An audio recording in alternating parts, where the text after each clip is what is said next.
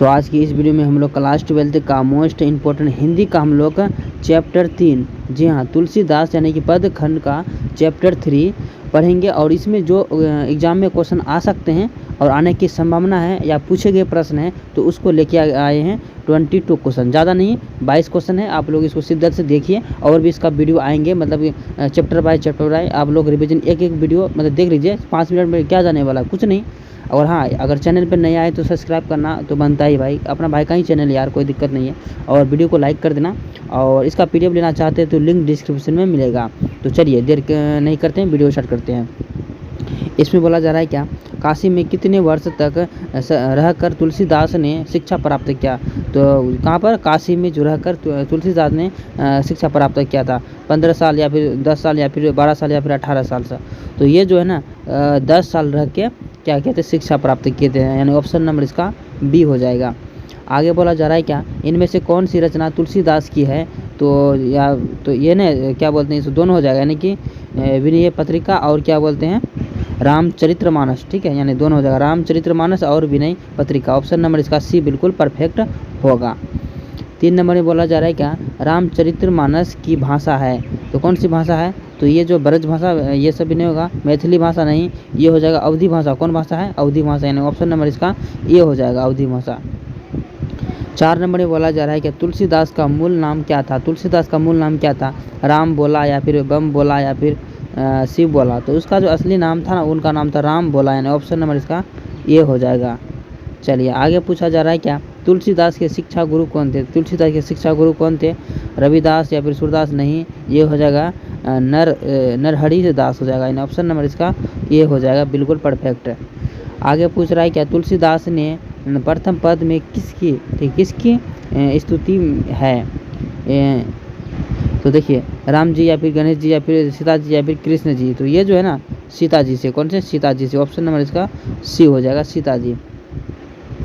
आगे बोला जा रहा है कि रामचरितमानस का क्या है। तो रामचरित जो मानस जो है क्या है, गीत काव्य या फिर काव्य खंड है या फिर क्या बोलते हैं महाकाव्य। ये जो है ना महाकाव्य है, यानी क्या हो जाएगा, इसका आंसर जो है ऑप्शन नंबर सी हो जाएगा, महाकाव्य। ठीक है, ऑप्शन नंबर सी बिल्कुल परफेक्ट होगा।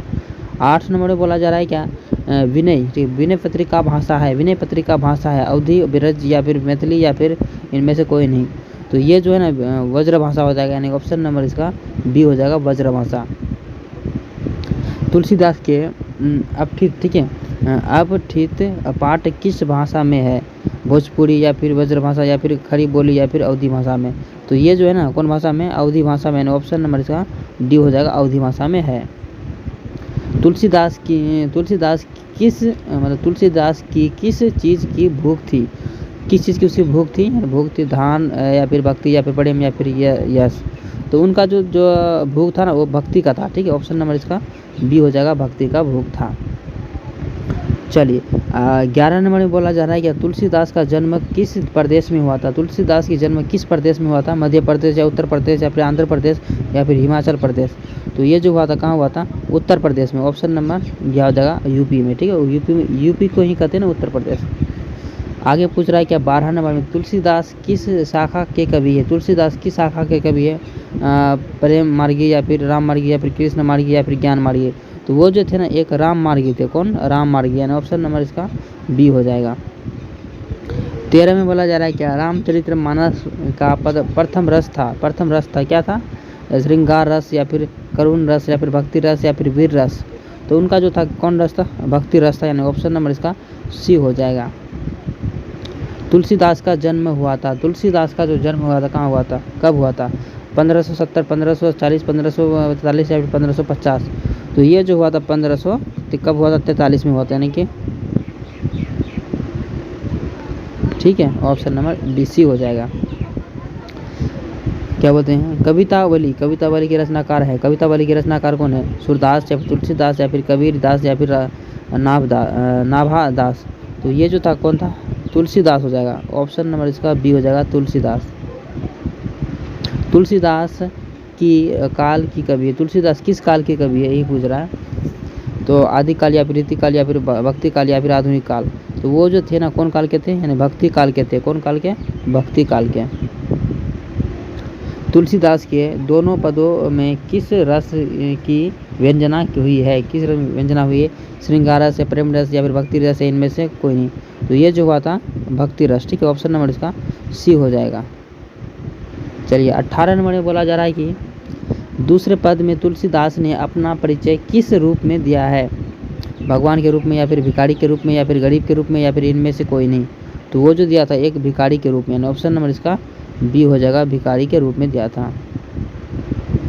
रामचरितमानस की रचना किस समय हुआ था, तो 1631, 1678 या 1578 या फिर 1679 या फिर 1622 में। तो ये जो हुआ था 1631 में, ठीक है, ऑप्शन नंबर इसका ये हो जाएगा। 22 नंबर में बोला जा रहा है क्या, कौन सी रचना तुलसीदास की नहीं है, तो क्या बोलते हैं रामचरितमानस या फिर विनय पत्रिका या फिर क्या बोलते हैं, तो ये जो है ना इसका जो आंसर है वो सी ही नंबर हो जाएगा, पंचवटी, ठीक है, ऑप्शन नंबर सी होगा पंचवटी। ओके, तो आई होप आपको समझ में आ गया होगा, ठीक है, ज़्यादा क्वेश्चन था नहीं, 22 क्वेश्चन था, याद कर लेना, अच्छा क्वेश्चन है, इससे बाहर आपको नहीं पूछे जाएंगे, ठीक है। तो चलिए मिलते हैं नेक्स्ट वीडियो में, तब तक के लिए बाय।